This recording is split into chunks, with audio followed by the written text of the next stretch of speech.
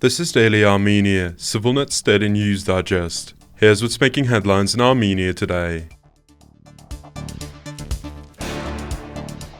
In a years-long trial, a man named Ara Badoyan was sentenced to 3.5 years in prison yesterday for his role in the 2020 assault on Ararat Mirzoyan, Armenia's parliamentary speaker at the time.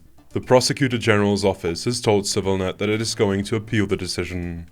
Badoyan was found guilty of using violence against an official during mass unrest. Given the time he spent in pre-trial detention, he will serve a little less than 2 years in prison. According to the investigation, Badoyan was part of a crowd that incited mass riots in Yerevan in November 2020, the day after the 44-day war in Nagorno-Karabakh ended with the Moscow brokered ceasefire.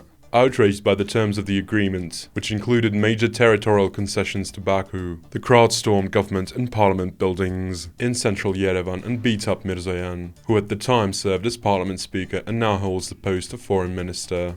Last August, Badoyan filed a complaint with the European Court of Human Rights disputing the legality of his arrest. There have been no updates on the matter since then. Armenia and Azerbaijan could potentially join the Abraham Accords, a US brokered initiative aimed at normalizing ties between Israel and Muslim-majority countries, Donald Trump's special representative Steve Witkoff said in an interview with the Breitbart news website.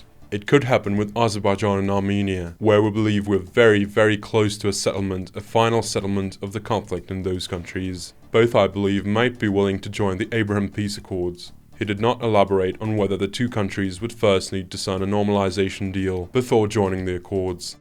Witkoff also claimed that other countries, including Lebanon and Syria, had shown positive signs toward normalization, and emphasized that expanding the accords remains a priority for President Trump.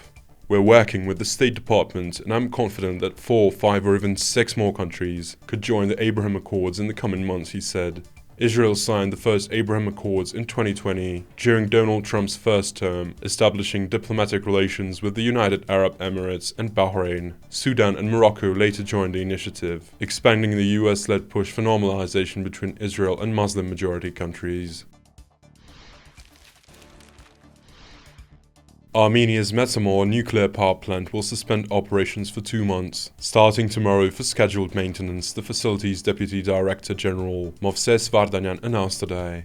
In addition to standard servicing, several key systems will be replaced, including the turbine units, automated control systems, generator and transformer protection systems, and the emergency shutdown systems. Originally slated for decommissioning in 2016, the plant's single 400-megawatt unit has had its operational life extended until 2036. The facility currently supplies about 1/3 of Armenia's electricity. Once the current plant is decommissioned, Armenia will need a new nuclear power facility to meet its energy needs. Last August, the government set up a state enterprise tasked with evaluating future options, which currently include either a single reactor with similar output or a group of small modular reactors. This decision will be made by the end of this year, the country's Minister of Territorial Administration and Infrastructure, David Khudatyan, told state news agency Armen Press today. Armenia is considering offers from multiple countries for the construction of the new plant. Its long-standing partner, Russia's state nuclear corporation Rosatom, has expressed interest in continuing cooperation.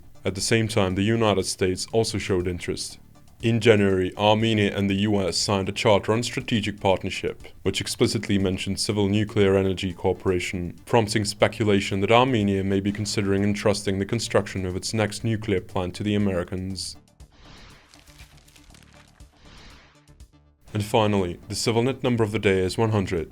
This is because Armenia's national Philharmonic Orchestra turns 100 years old today. Founded in 1925 by musicologist Arshak Adamyan and composer Alexander Spendiaryan, the orchestra was later led for many years by Armenia's most celebrated composer Aram Khachaturian. A solemn centenary concert took place today at the Aram Khachaturian Concert Hall, the orchestra's home venue.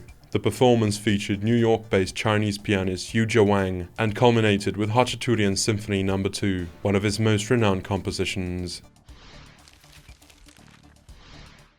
And as always, please follow CivilNet for the latest news and independent reporting from our contributors on the ground here in Armenia.